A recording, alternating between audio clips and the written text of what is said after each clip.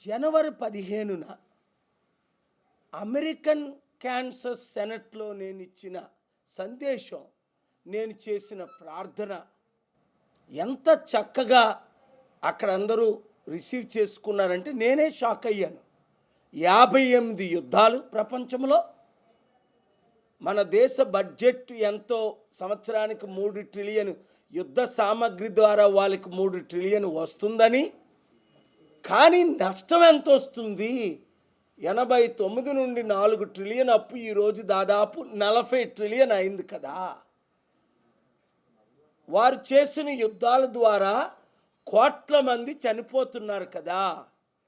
ప్రపంచంలో దాదాపు 850 కోట్లలో 200-300 కోట్లకి తిండేనా లేదు కదా. ఇన్ని కోట్లు యుద్ధ సామగ్రి కొరకు ఖర్చు పెట్టి, అలాగే China, Russia, India, Pakistan, north Korea తిండి పెట్టలేకపోతున్నారు. కానీ జర్మనీ, యూకే, ఫ్రాన్స్ యుద్ధ సామగ్రి కొరకు ఎంత డబ్బు వేస్ట్ చేస్తున్నారు. నేను శాంతి దూతగా ఉంటానని చెప్పి మాటిచ్చి కాలబేరం పెట్టుకున్న ట్రంప్కి మరలా నేను మద్దతు ఇచ్చి 2024లో ఇప్పుడు యుద్ధాలకి నాయకుడైన ప్రెసిడెంట్ అయ్యాడు. వెనజువెలాలో చేసిన దాడిని ఖండించాను. అలాగా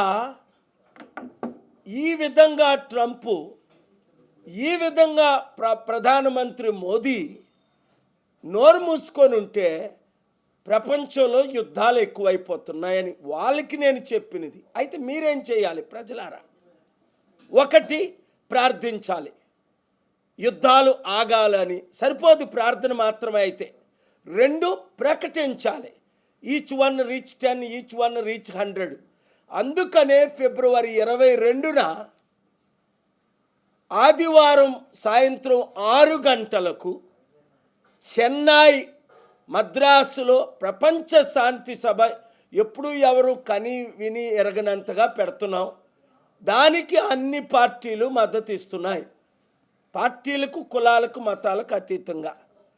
సో మీరు ఆ శాంతి సభకు రావడానికి ప్రయత్నం చేయండి. మీడియా మిత్రులందరూ లైవ్ ఇవ్వడానికి ప్రయత్నం చేయండి.